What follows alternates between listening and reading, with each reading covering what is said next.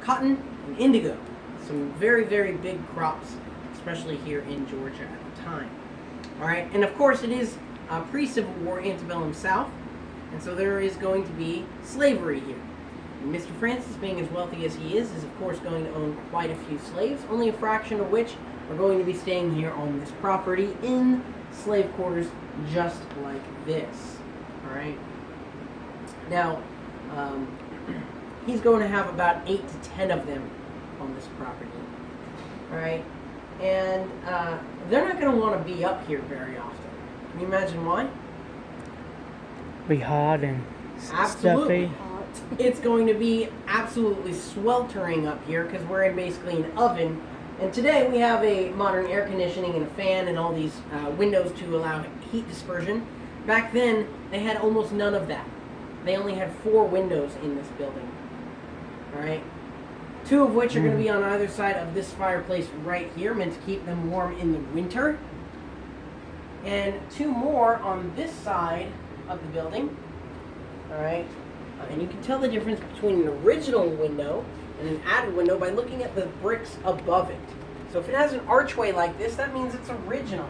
If it has a lintel or support beam like this, that means that they punched a hole through that brick wall that was already made, and then they had to support the rest of them up there and keep it from collapsing in. So this one was added later on.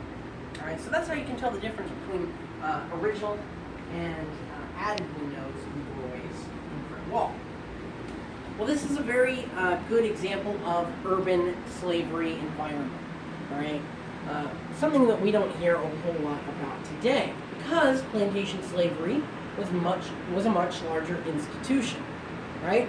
Well, that's not the only difference. When you're confined here to your space and you have less people to take care of, you can generally take care of them a little bit better.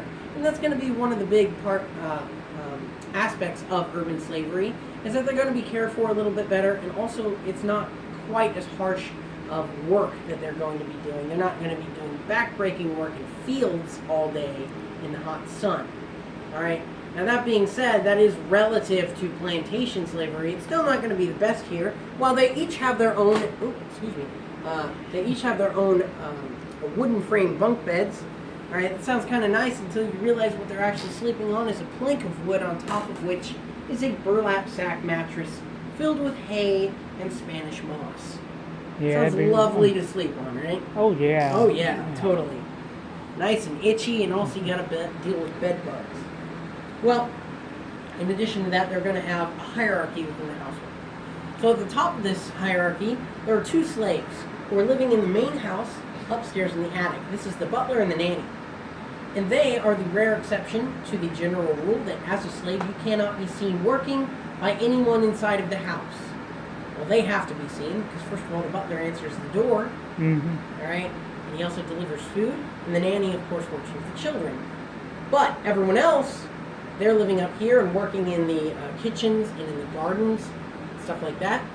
And they have to remain hidden while working. So it adds another layer of difficulty to their tasks, especially when they have to answer to another overseer slave who is basically the household manager. And the reason that one slave gets to boss around a whole bunch of other slaves is because they get their own living quarters, a little bit nicer stuff inside as well. So we're going to go check that out. But before we do, I'd like to mention that above this door here, you see an archway indicating it is original. So this is how they would have gotten in and out of this room before those modern stairs came cutting through the original floorboards. And right outside would have been an external set of stairs. Okay.